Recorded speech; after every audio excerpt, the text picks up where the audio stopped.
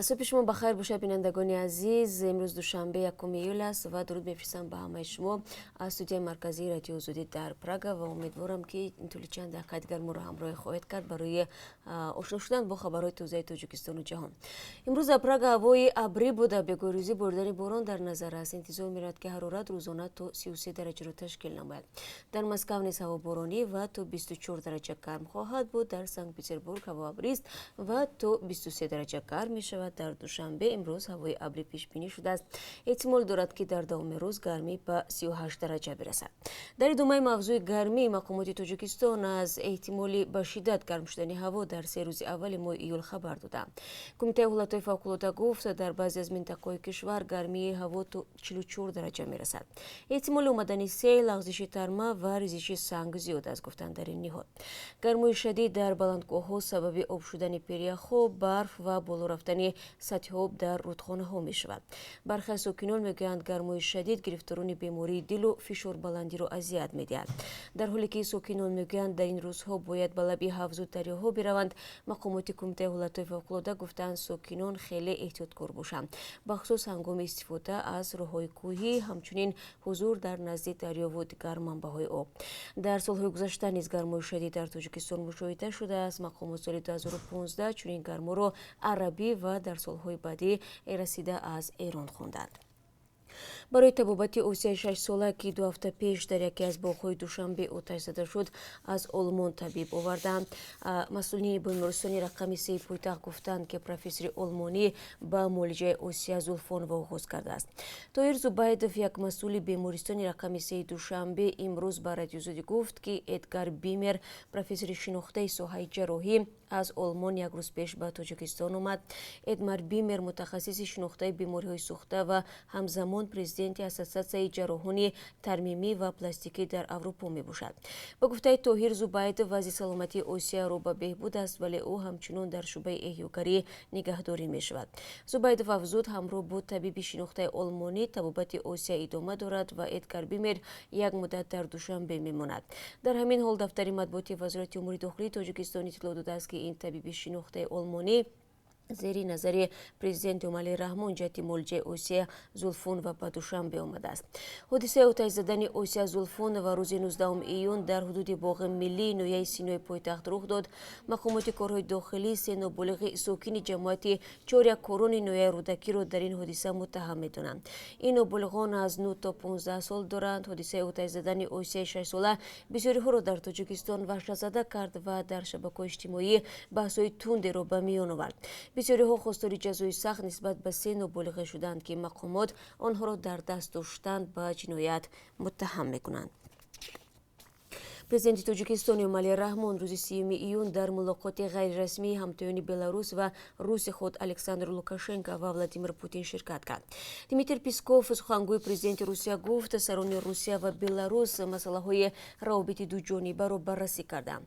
به نوشته ریا نووستی دیرتر به این ملاقات علی رحمان همراه شد. رسانه‌های دیگری روسیه و هم بلاروس این ملاقات را اساساً با ذکر نام‌های پوتین و لوکاشنکو ذکر نموده.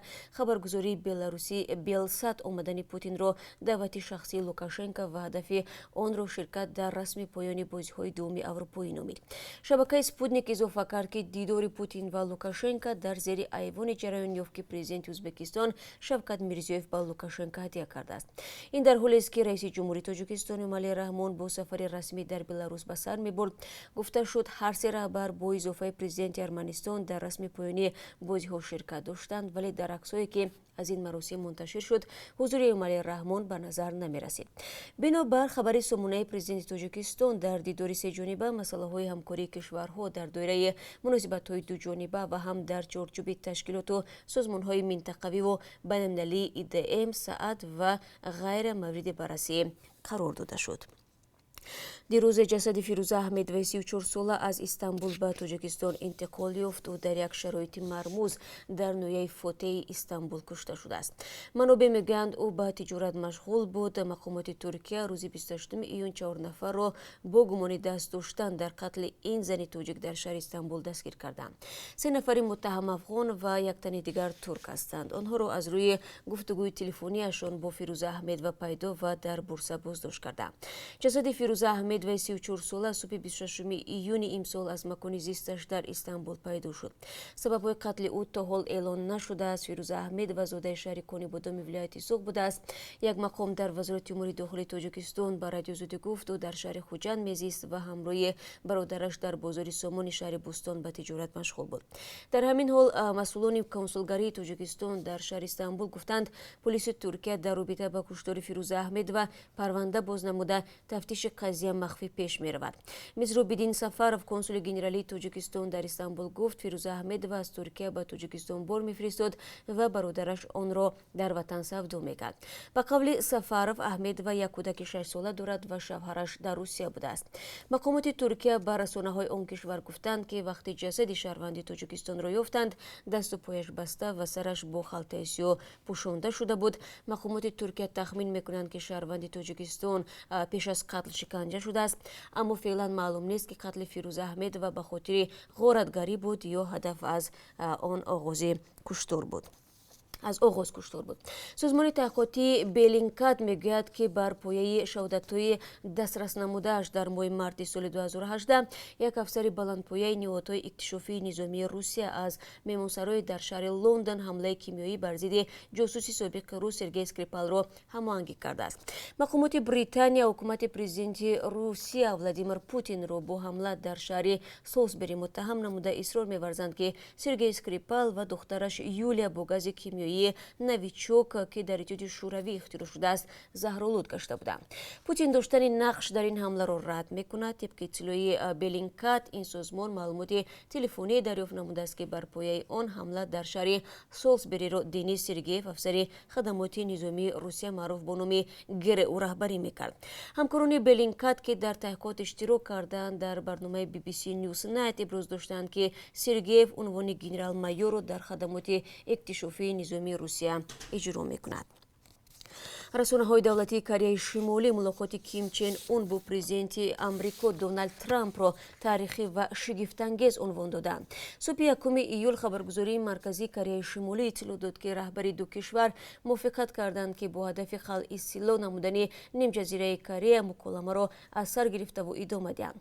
Трамп ва Ким 30 июн дар минтақаи халъи силоҳшудаи миёни Кореяи Шимолӣ ва Кореяи Ҷанубӣ вохӯрданд.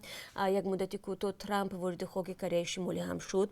Сипас Трамп ва Ким ба минтақаи марзӣ баргашта мулоқоти рӯбару доир намуданд.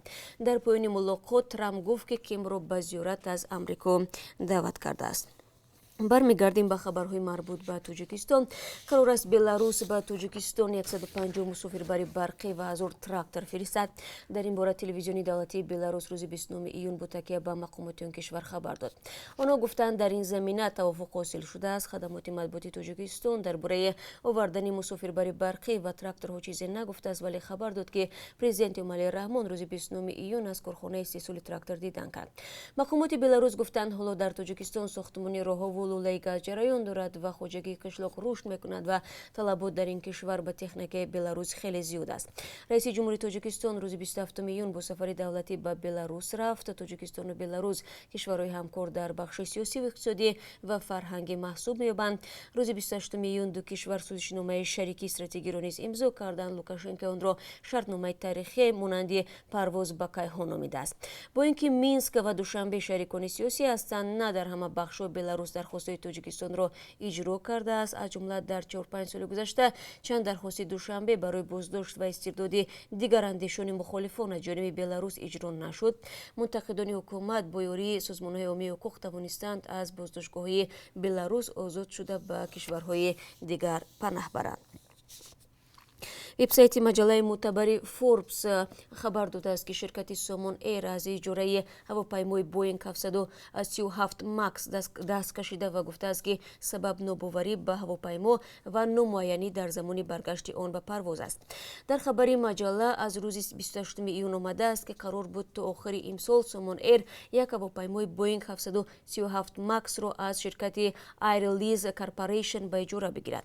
Маҷалла аз қавли Томас Ҳала, мудири اجرایی سومون ایر نوشته است قراری اجاره متوقف شد. به گفته توماس هالم تصمیم درباره اجاره رو شروع مدیران شرکت گرفته است چون آنها درباره ماکس چیزهای منفی میشنوند.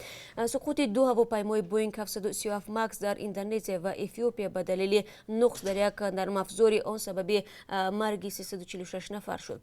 پرواز این هواپیما رو در سراسر جهان بازداشتند و معلوم نیست که آن کی دیگر باره به فضا برمیگردد. مجله فوربس نوشته است که دست کشیدن سومون ایر از اجاره نشان دهنده کاهش باوری به این هواپیما میباشد. سومون ایر یک شرکت خصوصی به حساب می رود ولی به نوشته فوربس با حکومت ارتباط نزدیک دارد. حالا این شرکت صاحب 6 هواپیمای بوینگ است.